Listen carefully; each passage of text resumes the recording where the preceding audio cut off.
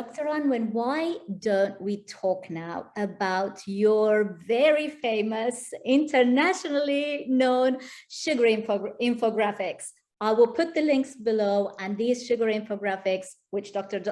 Unwin will tell you more about in a minute, but they you can access them in 17 languages at the moment. So I am going to put the link below. So choose the language that you understand the best and check them out. You must check them out. Tell us more about the sugar infographic. I will. Yes. So I was looking really for a quick way to help people understand the sort of blood sugar consequences of different foods. And for a while, of course, we've all heard of the low GI diet, and that stands for glycemic index. So I was trying to explain to patients about the glycemic index. But I found that I only had 10-minute appointments, and it was taking too long, and it was too mystifying. And it confused my patients for two reasons. The glycemic index and the glycemic load gives results in grams of glucose. And my patients do not cook in grams. They don't know what 4 grams looks like, or 10 grams. And also they don't cook with glucose, so they're not familiar with what, so telling people the result in grams of glucose wasn't useful. So I wanted to find a way that people, my patients, of all ages and backgrounds could understand the consequences of common foods in terms of their blood sugar. Mm-hmm. So I found an expert on the glycemic index called Dr. Jeffrey Leavesey. I had an idea, which was, could we convert the glycemic load of common foods into something my patients do understand, which is 4 teaspoons of sugar. Mm-hmm. So a teaspoon of sugar weighs about 4 grams.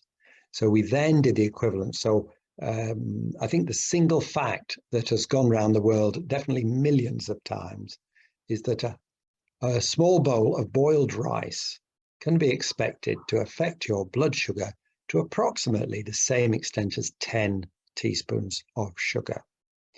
And I think that single fact has helped more people than anything else I ever did, because it's social media is alive with it.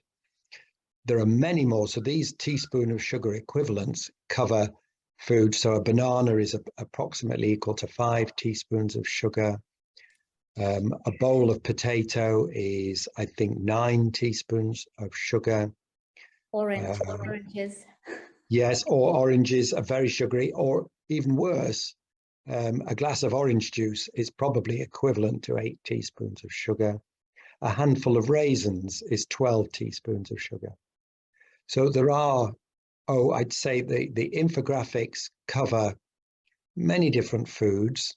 There are 7 or 8 infographics now, and as you said, they're in 17 languages, all the way from Russian, Chinese, Malaysian, all sorts of languages, and they're available free of charge, free of copyright.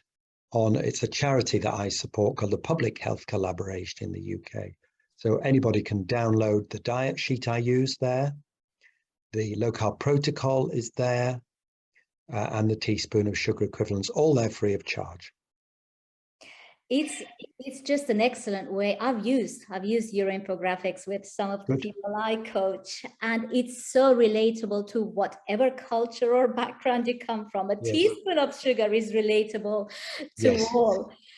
It's such an easy and, in fact, exciting way and engaging for patients to find out. But then they go, oh, do you have another one on the fruits? Do you have another one on this and that? Yeah, there's lots on fruits and vegetables, breakfast cereals, brown. One of the questions I'm often asked is, what's the difference between brown rice and white rice, or brown spaghetti and white spaghetti? That's all there as well. The differences between milk chocolate and dark chocolate is there. So anyway, have a look. It's there. It's there. And whole wheat bread, and compared to just normal sort of white bread. So yeah, a single slice of whole wheat bread is the same as 3 teaspoons of sugar. Mm-hmm. And probably if you monitor your blood sugar, you're probably aware of that yourself. Yeah, I thought so.